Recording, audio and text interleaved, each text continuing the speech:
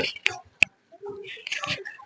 আসলে এই প্রকৃতিগতভাবে প্রত্যেকটা মানুষেরই এক এক ধরনের মেধা থাকে, প্রতিভা থাকে। এই প্রতিভাগুলো কিন্তু সুপ্ত অবস্থায় থাকে, চেষ্টার মাধ্যমে এগুলো প্রকাশিত হয়।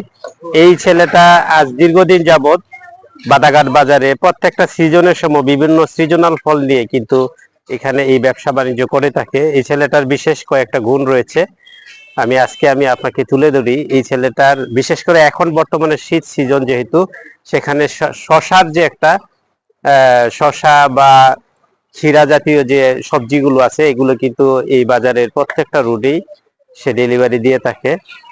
আমি তার সাথে কিছুক্ষণ কথা বলি, আর সাথেই থাকবেন।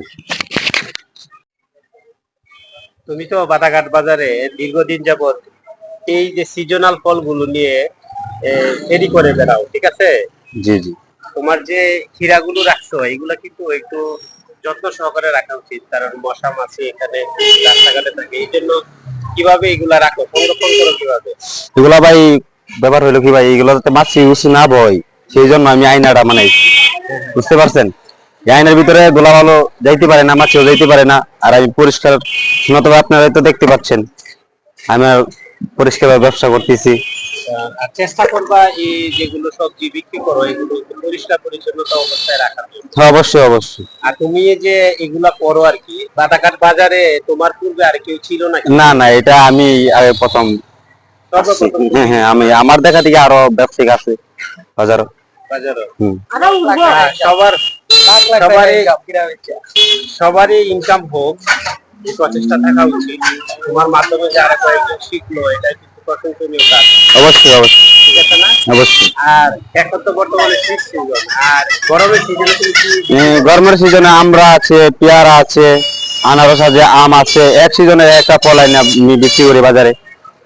মোটামুটি তোমার কিরকম ইনকাম হয়? হ্যাঁ, আলহামদুলিল্লাহ ভালো হয়। বা 500, 600, 1000। বা ব্যবসা তো ব্যবসার ক্ষেত্রে বলা যায় না এই ডেলি কত টাকা ইনকাম হয় আর কি, আমি অনুমান করে বললাম আর কি। তবে তোমার এইটা প্রশংসনীয় একটা ব্যবসা, কারণ প্রত্যেকটা সিজনে কিন্তু বিভিন্ন ধরনের আইটেম তুমি নিয়ে আসো। সিজনাল যে বিষয়গুলো, হ্যাঁ হ্যাঁ। এগুলা সংগ্রহ করতে কি তুমি সরাসরি ক্ষেতের থেকে আনো না? না না, আমার এদের বাতাঘাট বাজারে সকালে মলে বিক্রি হয়, এখান থেকে আমি কিনে আনি। এখন বর্তমানে তুমি কিরা কিভাবে বিক্রি করতেছো এখানে? এখানে 10 টাকা পিস আছে, বর্তা আছে 10 টাকার, 20 টাকার, যার যত বলে।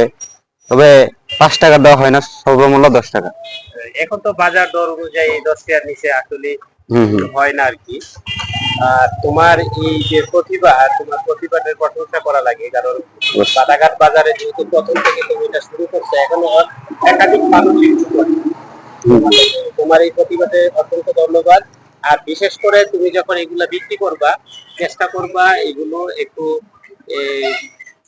গুটিয়ে রাখার লাগি, যাতে মশা মাছি এগুলো যাতে প্রবেশ না করতে পারে। অবশ্যই অবশ্যই। হবে আর কি।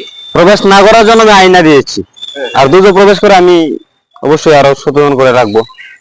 অসংখ্য ধন্যবাদ তোমাকে। Thank you. কিন্তু আলাদা গুরুত্ব রয়েছে, প্রত্যেকটা ব্যবসারই অবস্থান রয়েছে।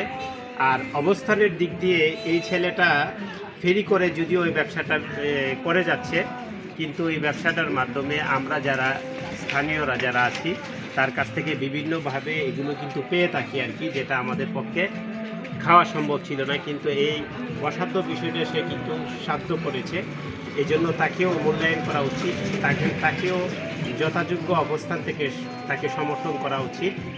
এই ছেলেটাকে অসংখ্য ধন্যবাদ।